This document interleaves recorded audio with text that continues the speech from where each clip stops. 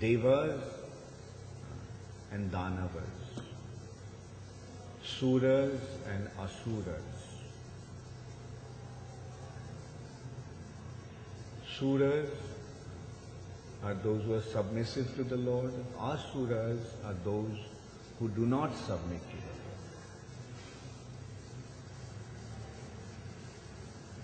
So these two categories are existing since time.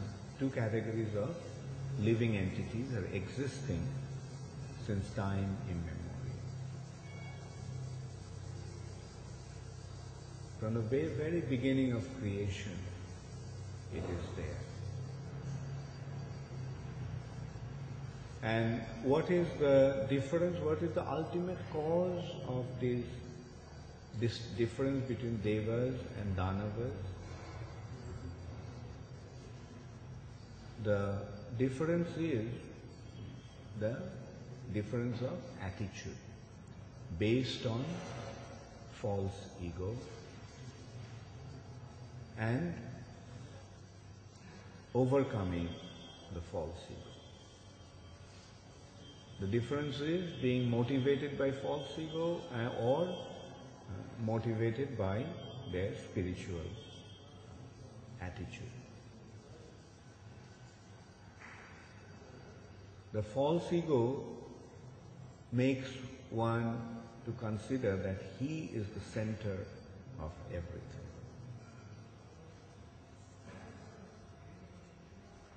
False ego is actually a material covering, the first material covering, which makes a living entity to think that everything is centered around him.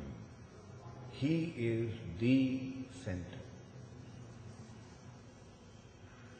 Whereas the spiritual identity is to recognize that Krishna is the center.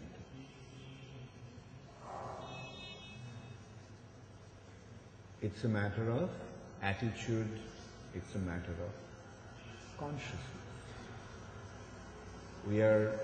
When we are self-conscious, then we are covered by false ego. When we are Krishna conscious, then we are situated in our spiritual identity, free from the coverings of false ego. False ego is actually a covering.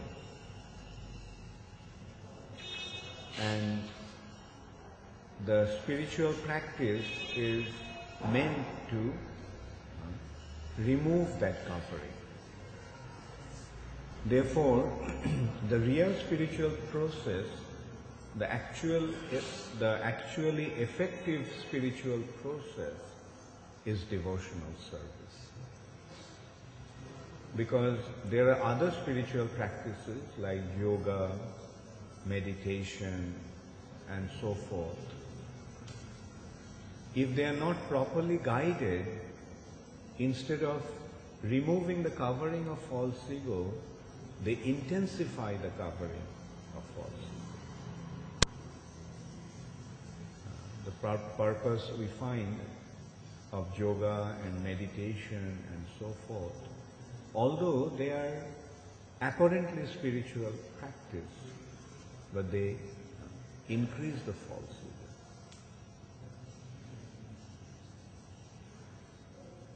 And the result can often be very, very dangerous. Instead of submitting to the Lord, one tend to become the competitor of the Lord. By practicing yoga, I will become God. By practicing austerities and so forth, I'll become so powerful that I will become God, or I will become the greatest. I will control everything. The word Ishvara literally means control. And this mood, Ishvara Bhav, is, which literally means to develop the attitude of Ishvara, to become God by controlling everything. We see oftentimes, especially nowadays, people are misled with this kind of attitude. By practicing yoga, I'll become God. By practicing austerities and meditation, I'll become so powerful that I will control everything. But that can be very, very dangerous.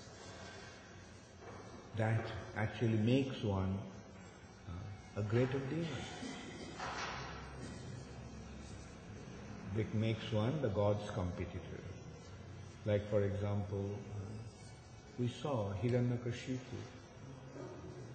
He performed such great austerities. He practically conquered death, became so powerful. He became so powerful that even thunderbolt couldn't do anything to him. What to speak of any weapon.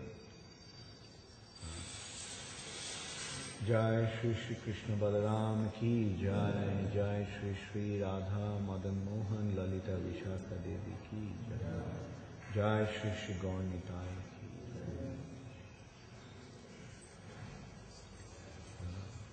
Jai. Actually, the thunderbolt is the most powerful celestial weapon. Far more powerful than any nuclear weapon. But even that weapon couldn't do anything to Hiranyakashipu. He became so powerful. No weapon could hurt him or harm him. Practically became immortal. But what was the purpose of his immortality? He wanted to defeat Hari. He wanted to take revenge against Hari. He wanted to kill Hari, Krishna. Why? Because Hari killed his brother. Now he must take revenge. And prior to that, his attitude was that he was the greatest. These two brothers, Hiranyakashipu and Hiranyaksha, they just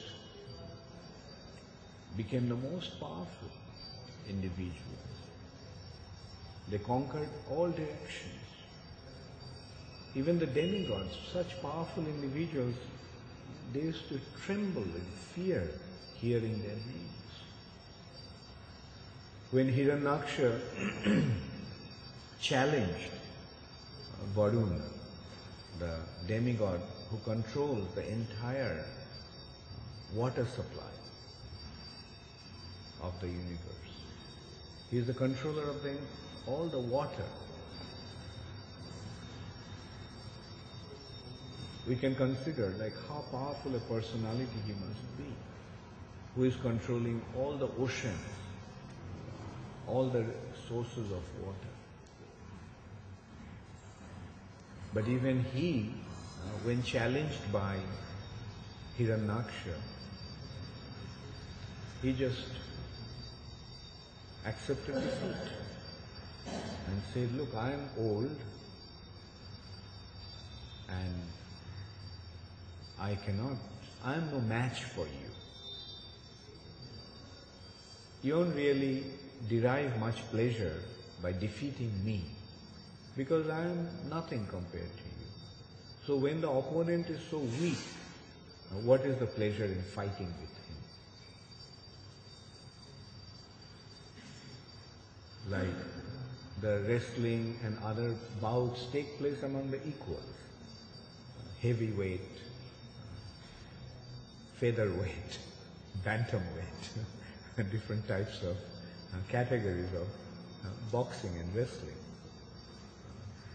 A heavyweight will not fight with a featherweight because what's the point in defeating a featherweight? So that was Varuna's plea to him. So we can see Hiranyaksha was so powerful. But that Hiranyaksha was killed by Varahadev. They didn't know about Varahadev. When Hiranyaksha asked, then who is my equal. Who is there that you can fight? And he says, yes, there is one personality. You have defeated everybody, but there is one personality who is really powerful. Maybe you will derive a great pleasure fighting with him. He said, who is that? He said, he is Hari. Where can I find Hari? It's difficult to find Hari, but if you search hard enough, with all sincerity, then you may come across him. So finally, he saw Hari in the form of a boar, rescuing Mother Earth from the lower region of the universe. And Hiranyaksha fought with him, and he was killed. So Hiranyakashipu was completely in rage. He became very, very angry. And he decided to take revenge on that person who killed his brother. But he realized that that person must be very powerful, because he killed Hiranyaksha, who was equally powerful as he was. So this Hari must be more powerful than Hiranyaksha and him. Therefore, he decided to first acquire power, so much so that he could become immortal. And he performed severe austerities to become immortal, because he felt that if he could become immortal, then he could defeat Hari. But his effort was frustrated, because he was instructed by Brahma that he could not become immortal. No one in this material nature can be immortal. But Hiranyakashipu thought that he was going to trick Lord Brahma and become immortal. So this is how a person covered by false ego thinks and behaves. A person bewildered by false ego thinks that he can make the arrangement to fulfill his ulterior motives. Even if the other person doesn't want to give it to him, or even if it seems that it is not possible, but he'll make it happen. So that is the demoniac mentality, that is the attitude of a demon. An individual completely taken over by his false ego, completely covered over by his false ego. And this false ego then leads to pride, envy, anger. All these impediments to spiritual advancement is actually a result of false ego. Lust, greed, anger, illusion, pride, and envy.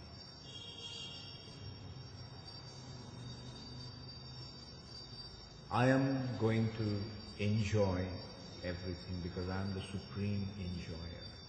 Lust. Greed. I want to possess everything that is desirable for my sense gratification.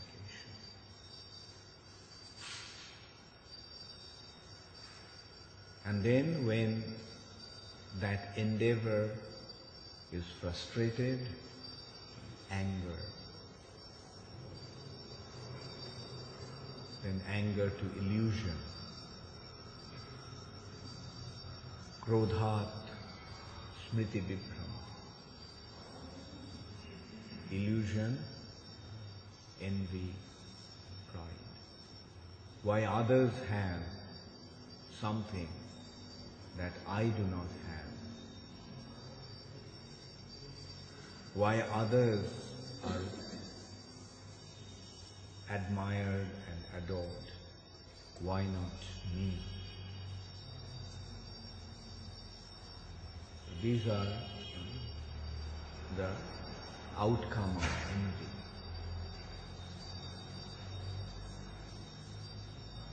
And pride. So false ego is actually synonymous to pride. I am the greatest. Now spiritual life is simply based on removing that covering of false ego.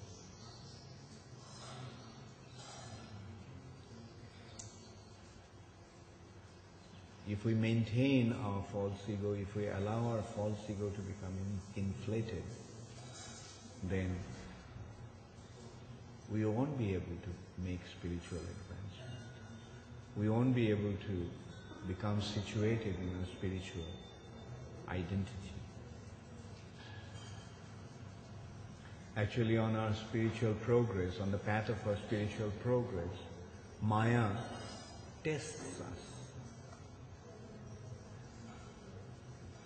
Maya, the illusory energy of the Lord, tests us by putting different situations, creating certain situations for us. And those situations are actually a test of false ego.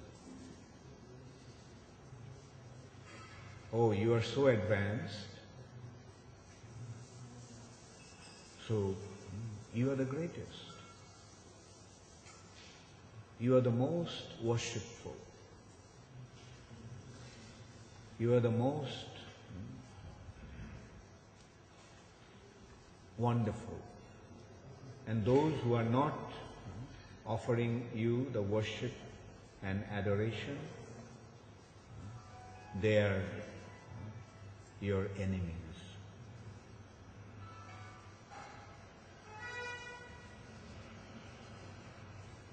So these attitudes develop, and we have to be careful about that. Oh, you are so great, you are so learned, you have achieved so much.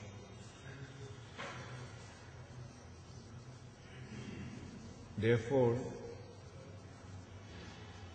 the business of the spiritual authorities is to caution the devotees, and if needed, sometimes smash the false. If the false ego is not removed through proper advice and proper counseling, then that false ego has to be crushed. And that is why sometimes the spiritual master has to become heavy.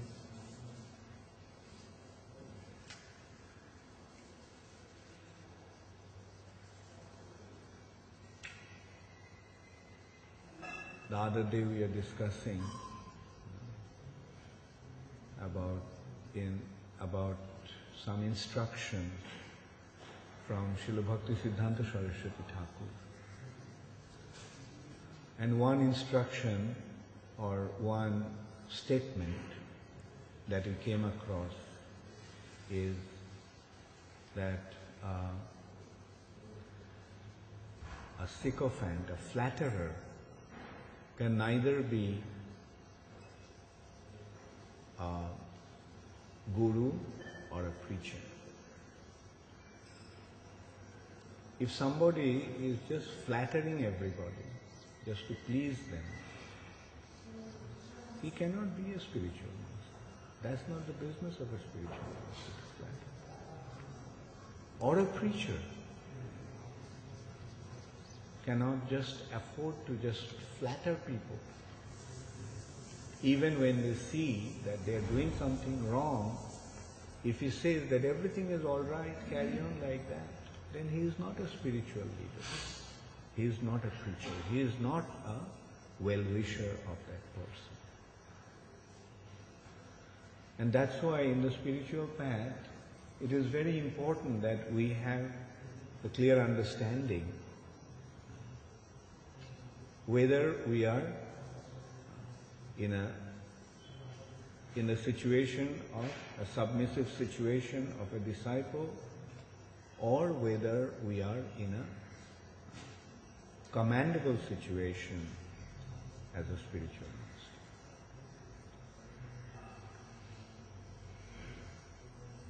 We have to recognize whether we are a disciple or a guru in our relationship.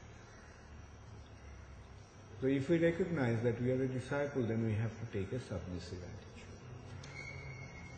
But if we recognize that we are in a position of guiding that individual or individuals, then we have to assume the position of an instructor. Do this, don't do that. But if we can't accept the authority of a spiritual master or a guide or a spiritual authority, then we will have difficulty. In the sense, we won't be able to make spiritual advancement. We won't be able to make advancement in spiritual life.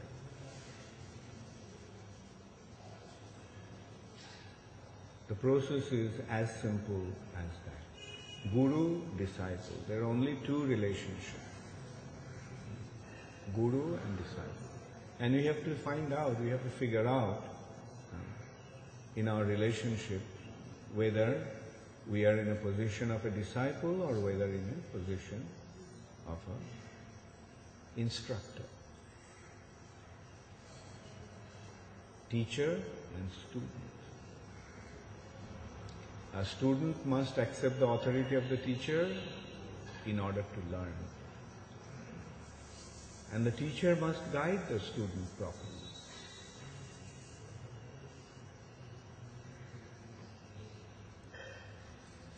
And the whole process is geared towards getting rid of falsehood. And in spiritual life we have to see whether the false ego is getting inflated or the false ego is getting deflated. If the false ego is getting inflated, then there is danger. And sometimes it may appear that the person in the position of an instructor is full of false ego. Why he is acting like that? Why doesn't he become humble? If the guru becomes humble, then the purpose will be lost. Yes, guru is humble to his guru. Guru is humble to his authority, but not humble to his students, to his disciples.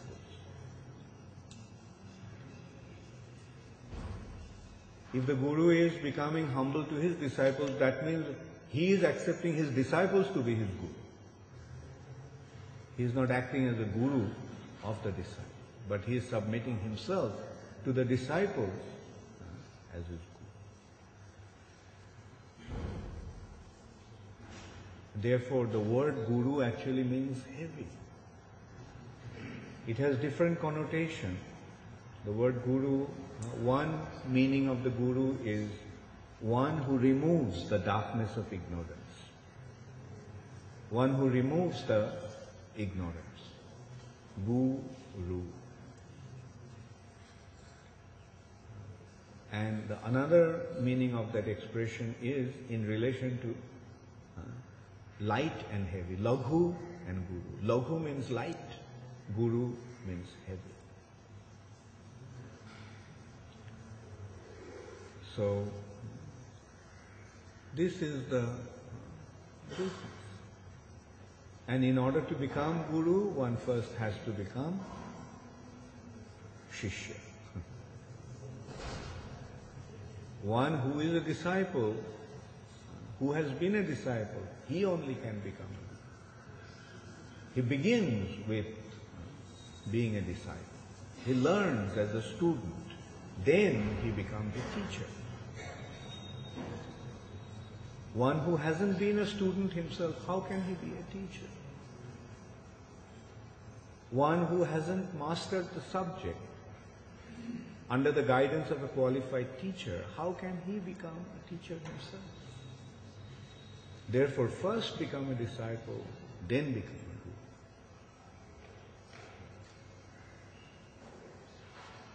guru. And this movement is actually meant to produce gurus all over the world. Mahaprabhu said, Amar Aggai Guru Hoiga. Mahaprabhu is giving the order. In my order, become spiritual. So the objective of this movement is to create, is to produce gurus all over the world. But in order to be a guru, first we have to be a disciple.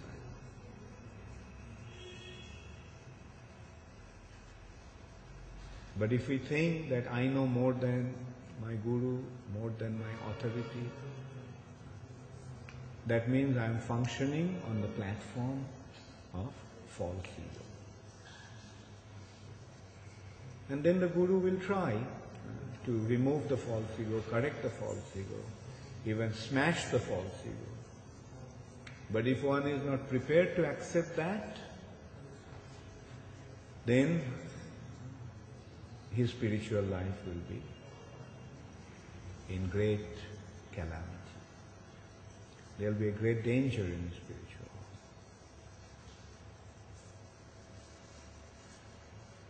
The process is very simple, but if it is not accepted in a proper way, one may lose this opportunity of making spiritual advancement and going back to Godhead, finishing the business in the material nature. If we don't care or if we don't work towards finishing our business in the material nature, what it simply would mean? It would mean that we will remain in the material nature. We will secure our situation in the material nature in such a wonderful way that we'll never be able to get out of this material nature. Okay, stay here for another zillion of lifetimes. Come and go again and again, trying to enjoy. Yeah, try to enjoy. And then when you come to your senses and realize that there is no room for enjoyment, there is no possibility for enjoyment in the material nature, okay, then you may get another chance. You'll get another chance.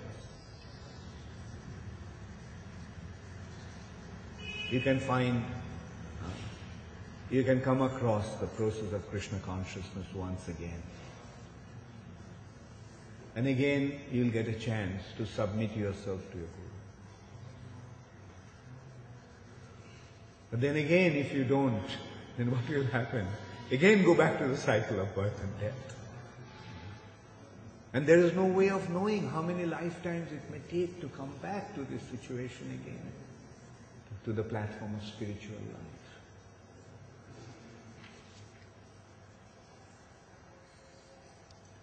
So this process is actually very clear-cut. It's all painted in black and white. So easy to see.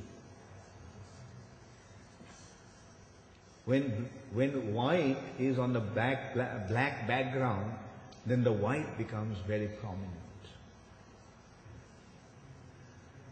So Maya and Krishna consciousness, there is such a vast contrast that it is not difficult to see what is Krishna consciousness as opposed to Maya. If we have our vision, if we have our eyes open.